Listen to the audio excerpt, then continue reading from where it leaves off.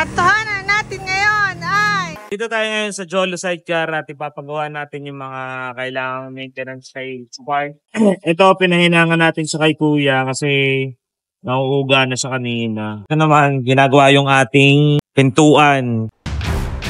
Pagkatapos ng 3 buwan na pananatili namin dito sa Pilipinas, ay sakalang pala namin naisipan na ipagawa si Spark. Nang dahil sa dami ng ginagawa at gigil sa mga bagay na nangyayari, ay nakakaligtaan namin ito. Kaya buti na lang Bangga tayo sa Mabini kahapon. So ngayon, sabi namin, sa halip na makipagdakdakan pa dun sa nakabangga, pagawa na lang namin. Nagawa namin to, yan. Hindi na lang siya naibalik na katulad ng dati.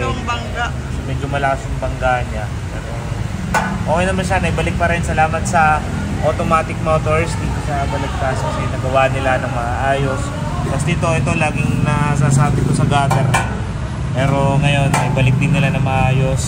Tapos, ang sunod nating gagawin naman ngayon ay hugasan natin si Spark. Tapos, popormahin natin ng very light.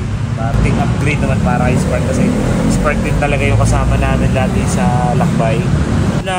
Maraming salamat. Keep moving forward! Let's go! minsan sa sobrang busy natin sa mga ginagawa natin, ay nakakalimutan natin ang mga pinakamahalagang bagay. Isa dito ay ang pagpapahalaga sa mga gamit na kasama natin sa bawat araw. Maliit na detalye ngunit napakalaking bagay kung tutuusin.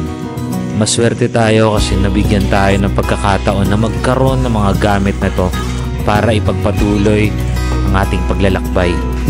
Na-realize ko na ang pagpapahalaga ay paraan ng pagpapasalamat. Mapatao man, mapabagay, mapagamit, mapahayop, o maging ang relasyon. Ang mga bagay na hindi natin pinapahalagan o pinagpapasalamat ay maaaring kuhanin sa atin kahit anong oras o kahit kailan. Aminado akong isa sa mga nagkamali, patuloy nagkakamali, at patuloy ring natututo sa bagay na to. Minsan kailangan pa nating dumaan sa pinakamahirap na sitwasyon para lang ma-realize sa mga bagay na to. At ito nga, kung hindi pa kami nabangga sa Mabini, eh hindi namin maiisipang gawin to. Kaya kay tatay na nakabangga sa amin, maraming salamat. Totoong hindi lahat ng masamang pangyayari ay may masamang dulot. Minsan, ito pa maglilinaw sa mga paningin natin. At pagkatapos namin hugasan si Spark, kinulayan na rin natin. Pininturahan at binigyan ng panibagong mukha. Ito ang isa sa pinaka-paborito naming proseso, ang magkulay ng mga bagay na ginagamit namin. Ito ay may pakiramdam na hindi mababayaran.